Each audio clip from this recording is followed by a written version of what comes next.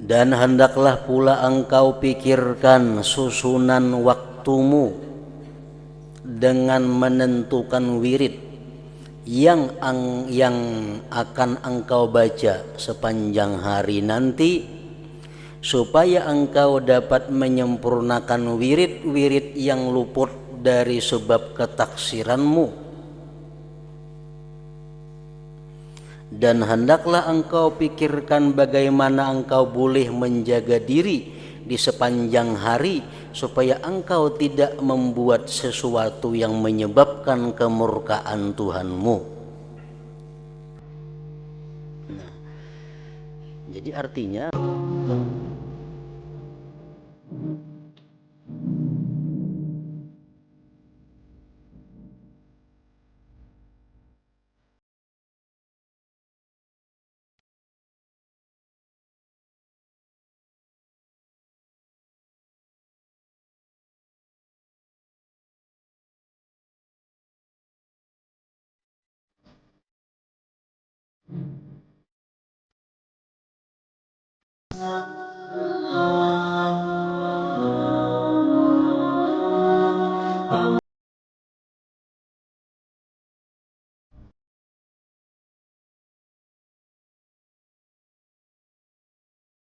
hendaklah engkau bahagikan, dan hendaklah engkau bahagikan, engkau bagi artinya masakmu, waktumu selepas sembahyang subuh tadi sampai kepada masa terbit matahari kepada 4 bahagian.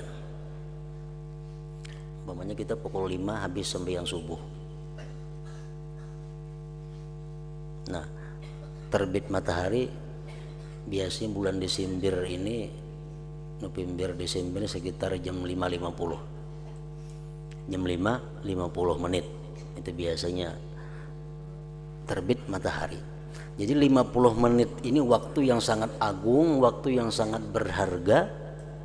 Mulai habis subuh sampai terbit matahari 50 menit kira-kira untuk bulan-bulan ini.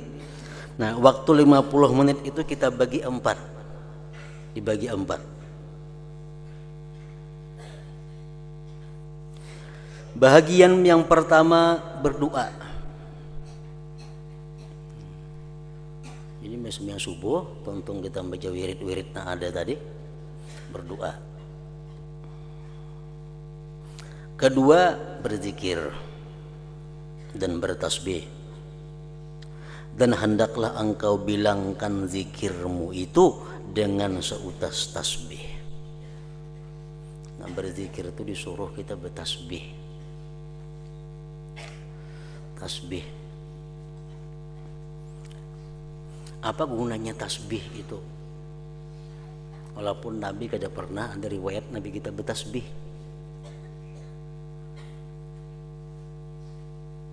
Cuma Nabi membiarkan istri beliau bertasbih. Salah seorang istri beliau ada beramalan dengan batu-batuan. Habis baca sebiji andak sini, baca sebiji andak sini, baca sini. Bukan tasbih bentuknya, cuma alat hitung juga.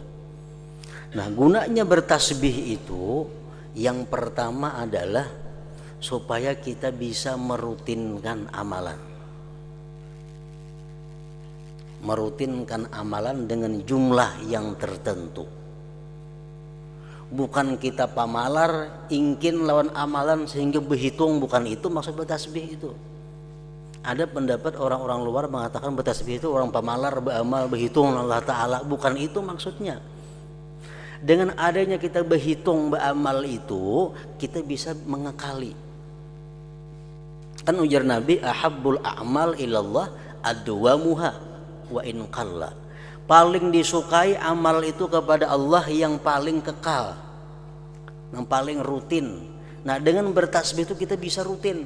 Misal kita ambil zikir 100 kali, kayaknya isuk kawa pulang 100 kali, isuknya kawa pulang 100 kali. Nah, jadi bisa mudawamah. Kalau kita kada berhitung, bisa lebih, bisa kurang. Nah, itu Allah kada katuju nang itu. Allah katuju nang lurus kayak itu. Kalau bisa selalu naik. Nah, bertasbih. Ketiga, membaca Al-Quran. Dan yang keempat, bertafakur. Maka hendaklah engkau memikirkan, tafakur nih, memikirkan betapa banyak dosa-dosa dan ketaksiranmu, kekuranganmu di dalam berbuat ibadah terhadap Tuhanmu.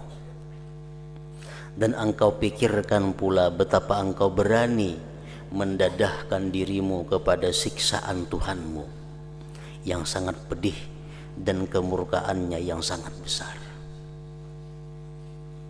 Nah, jadi 4 itu. Nah, dengan adanya wirid-wirid yang sudah kita baca ini, itu sudah mencakup doa dan zikir.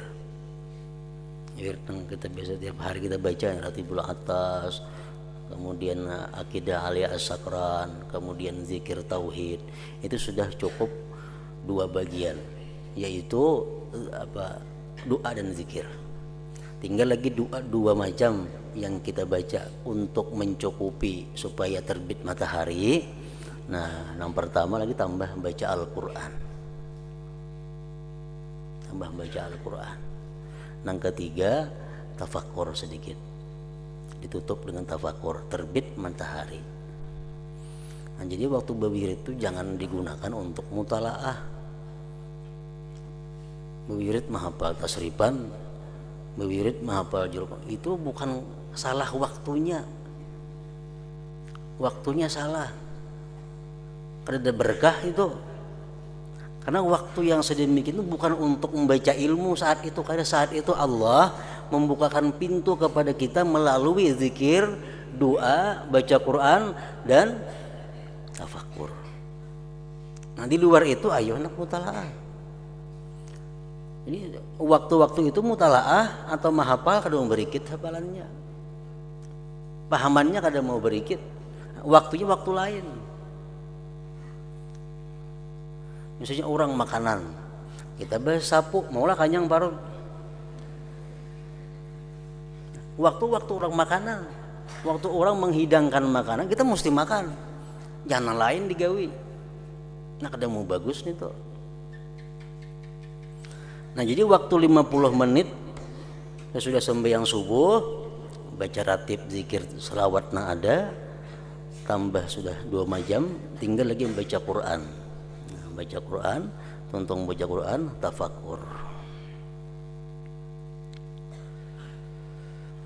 Nah, ditafakurakan apa? Nah, dipikirakan, jangan pikirkan hutang banyak, lain pulang kisahnya. Nah, dipikirakan ini apa? Pertama, tentang berapa banyak dosa yang diperbuat. Yang kedua, tentang kekurangan kita dalam beribadah kepada Allah. Yang ketiga, tentang keberanian kita melakukan maksiat-maksiat kepada Allah. Yang keempat, yang ditafakurkan betapa banyak nikmat yang kita terima dari Allah.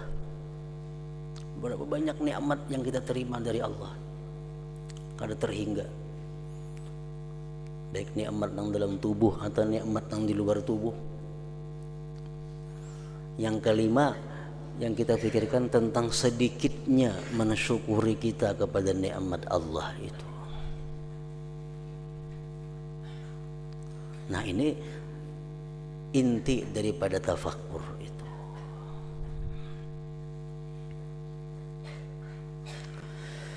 Dan hendaklah pula engkau pikirkan susunan waktumu dengan menentukan wirid yang akan engkau baca sepanjang hari nanti, supaya engkau dapat menyempurnakan wirid-wirid yang luput dari sebab ketaksiranmu. Dan hendaklah engkau pikirkan bagaimana engkau boleh menjaga diri di sepanjang hari supaya engkau tidak membuat sesuatu yang menyebabkan kemurkaan Tuhanmu. Nah, jadi artinya waktu menjelang terbit matahari tadi kan tafakur sudah kita jalankan. Kalau masih ada waktu sebelum terbit matahari laksanakan, kalau yang ada cukup waktu biar habis terbit matahari. Di mana kita dalam setiap hari itu mesti ada memprogram diri kita. Jangan hari-hari itu kita lepas. Kada ada program. Kan macam-macam ada program di sini, karena jam 8 belajar, jam 10 istirahat, jam 10 belajar, setengah 12 istirahat, zuhur makan, guring, mbak asar belajar, maghrib bacaan, itu ada program ngarannya. Nah, jadi program itu sudah bagus, ditambah lagi program waktu pagi itu kita mengikat diri kita bahwa hari ini kita berjanji kepada diri kita untuk melaksanakan apa yang diperintahkan Allah dan menjauhi apa yang dilarang Allah. Dalam istilah orang tasawuf ngarannya itu musyaratah. Nah, musyaratah itu mensyaratkan diri. Pada hari ini aku berjanji untuk melaksanakan apa yang diperintahkan Allah kepadaku dan menjauhi apa yang dilarang oleh Allah kepadaku. Itu secara umum. Secara umum. Bisa dirubah dengan cara lebih khusus. Misalnya kita ada hobi satu maksiat, atau kita mempunyai kesukaan atau maksiat. Nah, itu bisa kita ikat diri kita di waktu pagi itu bahwa hari ini ya Allah hamba berjanji tidak akan melakukan maksiat ini umpamanya. Nah,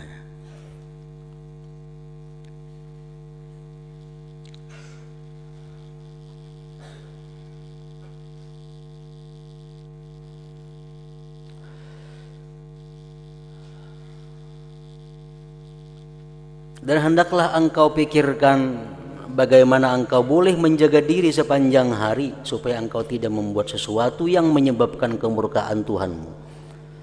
Dan hendaklah pula engkau berniat untuk membuat sebarang kebaikan kepada orang-orang Islam. Itu mesti ada dalam program. Hari ini kita mesti berbuat baik ada kepada orang Islam. Dan hendaklah engkau berazam, bercita-cita bahwa engkau sepanjang hari nanti tidak akan membuat sesuatu kecuali hanya taat kepada Allah. Ini cita-cita.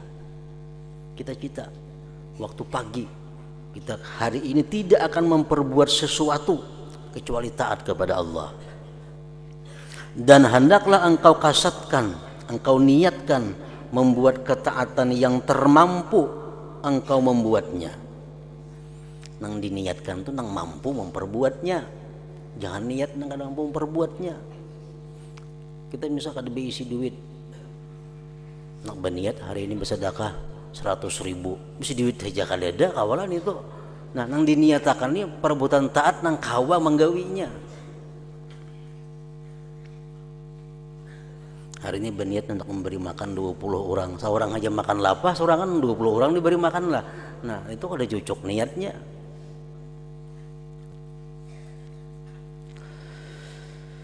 Dan hendaklah engkau pilih yang terlebih afdal di antara segala ketaatan, dan hendaklah engkau pikirkan dengan teliti bagaimana cara mempersiapkan kemudahan pelaksanaan ketaatan itu. Nah, itu ngarannya oleh orang-orang Solok disebut musyaratah. Itu syarat pertama untuk memperbaiki diri. Kalau kada macam itu, kayak apapun kita mengaji, kayak apapun kita nuntut ilmu, kayak apapun ilmu yang ada pada kita, kita kadang mau jadi manusia baik. Kalau kita kadang mensyaratkan diri kita setiap pagi untuk menjunjung perintah Allah, menjauhi larangannya. Nah, itu ngarannya musyaratah. Jadi mulai pagi sudah kita tanamkan janji kita. Nah, imbah kita rintitannya panjang tuh kan. Kalau sudah kita menanamkan janji dalam diri tadi, atau di situ diadakan apa? Murakabah kaina. Nah, murakabah itu apa artinya? Kita awasi diri kita, menepati janji kada. Tadi berjanji pagi tadi hendak membaca Quran hari ini 1 juz. Hendak membaca salawat 100, membaca zikir 100, tasbih 100, Quran 1 juz tadi kan. Janji pagi tadi. Hendak ada berbuat maksiat. Itu janji. Ini dalam perjalanan hari diawasi. Nah diawasi, ngarannya murakabah nih tuh. Ini hari sudah jam sekian, nah sudahlah bersalawat 100, sudahlah membaca Quran, janji pagi tadi diawasi. Nah diawasi, kayaknya sampai kamarian menjelang maghrib itu diadakan muhasabah, perhitungan. Soalnya separuh jalan sudah nih, kan mulai pagi sampai petang separuh jalan dah. Kalau tadi misalnya janji membaca Quran 1 juz, adakah sudah setengah juz? Membaca zikir 1000, adakah sudah 500? Membaca tasbih 100, adakah sudah 50? Nah kita muhasabah. Tadi aku janji kada hendak maksiat kepada Allah, adalah berbuat maksiat siang-siang tadi. Nah kita muhasabah. Nah muhasabah itu. Nah sudah kita muhasabah ini pasti ada kita pelanggaran-pelanggaran daripada janji itu. Ada pelanggaran. Tadi kada hendak maksiat, ternyata ada maksiat yang dilakukan. Tadi hendak berbuat baik kepada orang, ternyata menyakiti orang. Dalam muhasabah kita nih menghitung. Nah bila sudah terjadi muhasabah itu, diadakan lanjutan berikutnya kina mu'aqabah. Mu'aqabah itu apa artinya? Penghukuman diri. Ya, orang melanggar itu mesti disangsi. Nah, tadi Ikam berjanji bisukan tadi hendak berbuat baik kepada orang, ternyata Ikam berbuat jahat. Nah hukumannya apa? Ikam mbah maghrib ini atau imbah isya mesti membaca istighfar 100 kali umpamanya. Nah itu penghukuman, ini hukum. Tadi Ikam mestinya mesti zuhur tadi Ikam berjamaah, ternyata Ikam kada berjamaah zuhur tadi, itu mesti dihukum. Hukumannya apa? Sembahyang sunat mutlak 20 rakaat. Itu mesti atau 10, terserah kita menghukumnya. Nah supaya kita mampu melaksanakannya, itu mesti dihukum 10 rakaat sembahyang sunat mutlak. Nah, mu'aqabah ngarannya. Nah orang yang mu'aqabah ini diperlukan satu langkah berikutnya adalah mujahadah, kesungguhan. Bila kada sungguh kada tahu hukum diri seorang. Nah bila kada sungguh kada tahu hukum diri, mesti mujahadah. Nah bila sudah kita mujahadah berjuang melawan diri, kawa melaksanakan hukuman yang kita tentukan kepada diri kita bisa terlaksana. Mulai karena mujahadah tadi, nah di situ Allah mulai membukakan pintu kepada kita, pintu utama daripada untuk mengenali Allah, yang bisa disebut ngarannya dengan pintu mukasafah. Kita mulai dibukakan oleh Allah segala macam keajaiban makhluk Allah Ta'ala, keajaiban ciptaan Allah Subhanahu wa Ta'ala. Nah jadi di situ jalannya untuk mencapai ketinggian derajat di sisi Allah. Mulai pagi kita syaratkan diri kita berbuat kebaikan, menghindari kejahatan, kemudian kita awasi perjalanan diri. Karena di sore hari, di petang hari kita hitung perjalanan. Kalau ada salah kita hukum dengan kesungguhan. Nah kalau berjalan kayak itu terus tiap hari, Allah akan membukakan pintu. Walladzina jahadu bina lanahdiyannahum subulana. Orang yang mujahadah di jalan kami, pasti akan kami beri tunjuk jalan kami ya Tuhan. Nah dibukakan Allah. Nah, kalau sudah orang dibukakan Allah pintu, jadi mudah, belajar mudah, mencari rezeki semuaan jadi mudah. Kenapa? Allah memberikan petunjuk. Walladzina jahadu bina lanahdiyannahum subulana. Nah jadi ini fungsinya. Namun kita bisukan kadir napa-napa nang pacang digawi siang kaina menurut arus saja, arus rame-rame, arus ini kada ada perencanaan bisukan jauh dengan Allah Subhanahu wa Ta'ala, jauh dengan pintu ma'rifat daripada Allah.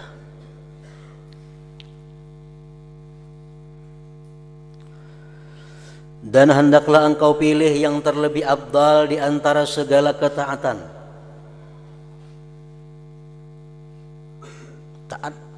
beribu-ribu taat yang ada. Banyak taat. Yang kayak tadi, mutalaah taat.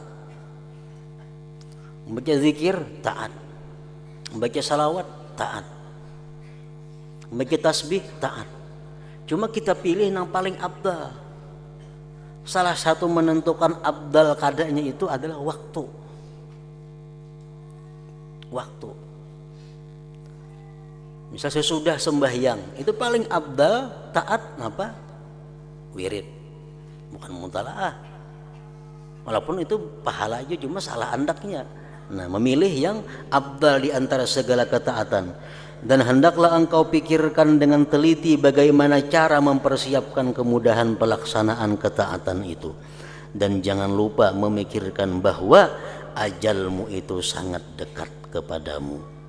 Dan bahwa kematian itu bila-bila masa boleh datang memutuskan segala rancanganmu. Dan bahwa kematian itu di luar daripada ikhtiarmu. Dan engkau pikirkan juga betapa besarnya kerugian dan penyesalan bagi seseorang yang tidak membuat persiapan untuk matinya. Siapa aja bila kada siap tuh menyesal. Siapa aja bila kada siap gelabakan. Kada siap. Kita rahatan bebaju kada. Betapih aja pemain bebaju kada, mandi kada, kunyuk berangkat jurang. Nah, kayak apa kita? Maka harus berangkat mau kada mau. Salah culuk, mandi kada, rambut usang, berangkat. Salah culuk, menyesalnya bukan main.